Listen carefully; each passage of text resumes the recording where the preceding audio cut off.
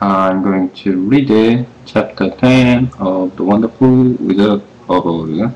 I'm glad to use this YouTube function on Cam and Manicam. It's very convenient.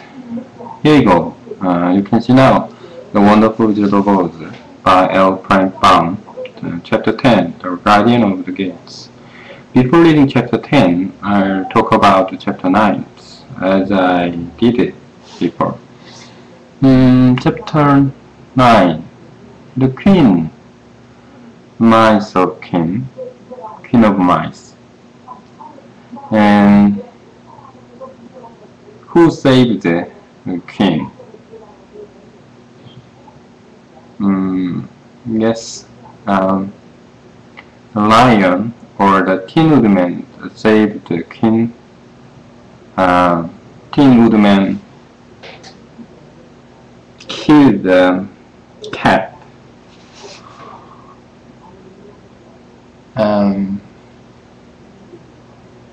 Which chased a mouse. Tin Woodman and greeted the mouse, and Tin Woodman didn't think the mouse was a queen, but the mouse said to Tin Woodman she was a queen of field mice. So when the queen helped Tin Woodman, and the queen, mouse king, the queen helped Tin Woodman to save the lion. The lion got poisoned, and then the lion lay down on the ground. And the king gathered many thousands of mice, and the queen ordered mice to get the strings, and the mice gathered went to the lion, and they used a truck, and so they carried the lion. In this story, chapter 9, you can find the unique story of the lion and mouse. And also the story is like Gulliver's Travels. And when the Gulliver went to the island, the dwarfs, small people, tied the Gullivers and then carried the Gullivers with a big truck, wooden truck. And then old classical story has the same source and topic. And then reading classic is very enjoyable when readers understand the story and then compare the stories. So, and let's start. Read. The Guardian of the Gates, chapter 10. It was some time before the cold lion awakened, for he had lain among the puppies a long while, breathing in dead fervence when he did open his eyes. And all up the truck, he was very glad to find himself still alive. I ran as fast as I could, he said, sitting down and yawning, but the flowers were too strong for me. How did you get me out? Then they told him of the field mice, and how they had generously saved him from death. And the cold lion laughed and said, I've always thought myself big and terrible, yet such little things as flowers came near to killing me. Such small animals as mice have saved my life. How strange it all is. But, comrades, what shall we do now? We'll not journey on until we find the load of yellow brick again, said Dorothy. And then we can keep on to the freshening. So the lion has been fully refreshed and feeling quite himself again. They all started up on the journey, greatly enjoying the walk through the soft fresh grass. And it wasn't long before we reached the load of the yellow brick and turned again toward the Emerald City, where the great Oz dwelt.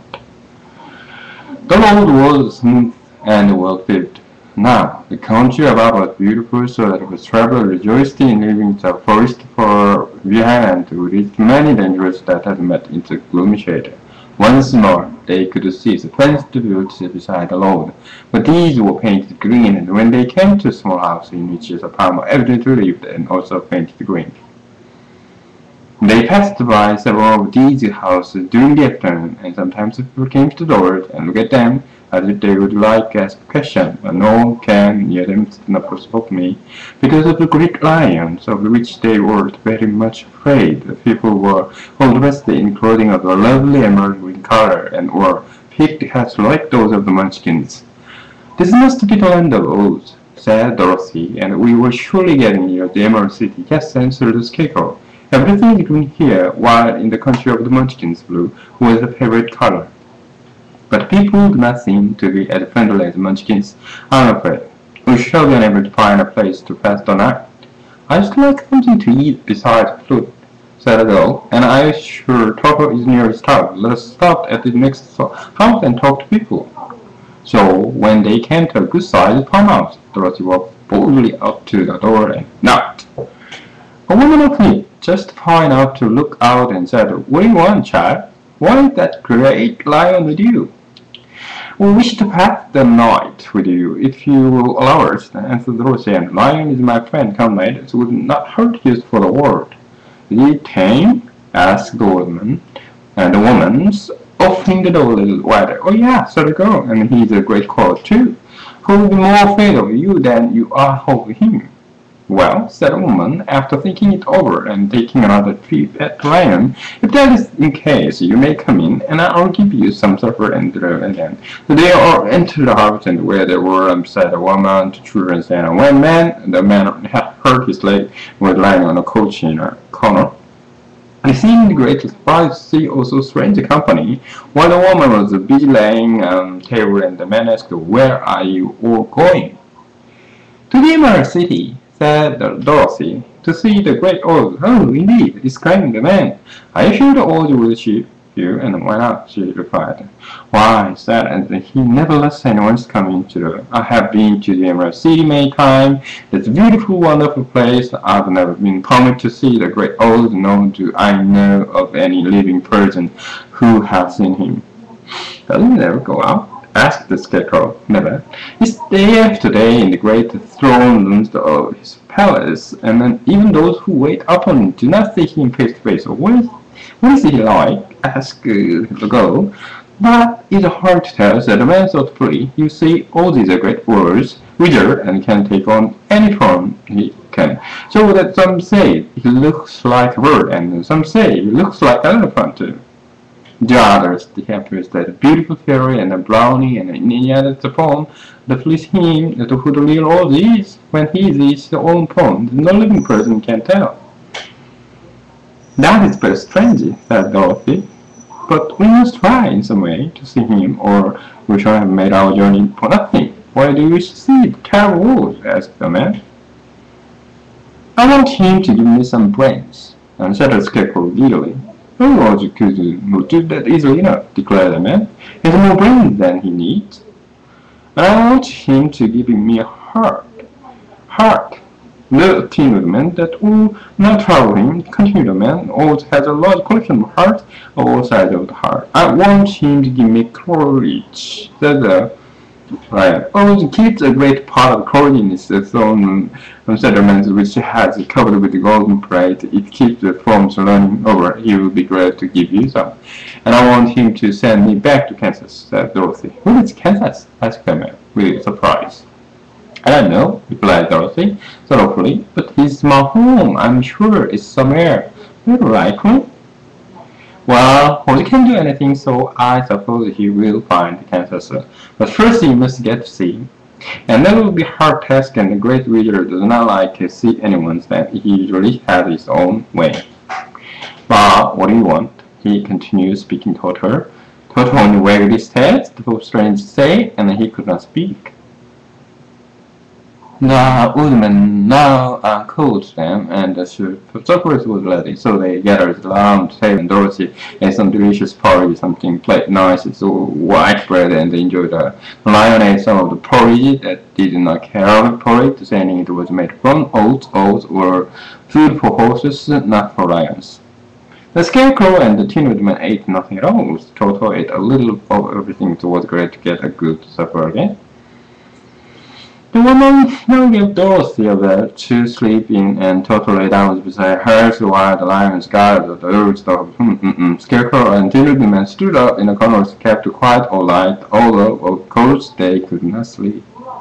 The next morning, as soon as the sun was up, and started on their way, and soon saw a beautiful green glow in the sky just before them. "That must be the Emerald City," said Dorothy. As they walked on, the green glow became brighter and brighter, and it seemed that at last they were nearing the end of their travels. Yet it was afternoon before they came to the Great Wall and surrounded the city. It was high and thick and of a bright green color. In front of them, at the end of the road of yellow brick, was a big gate, all studded with emerald, that glittered so in the sun, and with the painted eyes of the scarecrows were dazzled by their brilliance. There was a bell beside the gate, and then Dorothy pushed the button and heard a silvery tinkle sound within. Then the big gate swung slowly open, and they all passed through and found themselves in a high arched room, the walls of which glistened with countless emeralds. Before them stood a little man, about the same size as the Munchkins. He was gold, all in green from his head to his feet, and even his skin was of green tint. At his side was a large green box. When he saw Dorothy and her companion, the man asked, "What do you wish in the Emerald City?" "We came here to see the Great Owl," said Dorothy. The man was surprised at this answer. He sat down to think it over. "It has been many years since anyone asked me to see owls," he said, shaking his head in perplexity. "It's far from terrible, and if you come on idols which aren't to bother wise or fashionable wizard, and he might be angry and destroy you all in an instant." "But it is not a foolish errand, no, an idle one," replied the Scarecrow. "It is important, and we've been told that Oz is a good wizard." "So he is," said the Green Man, "and he rules the Emerald City wisely and well. But to those who are not honest, they also approach him from curiosity. It is most terrible that few have ever dared ask to see his face. I'm the guardian of the gates, and since you demand to see the Great Owl, I must take you to his palace. But first, you must put on the spectacle." "Why?" asked Dorothy. "Because if you did not wear a spectacle, the brightness of the glory of Emerald City would blind you. Even those who live in the city must wear dresses. They are locked and also ordered it when the city was first built, and I have the only key who will unlock them."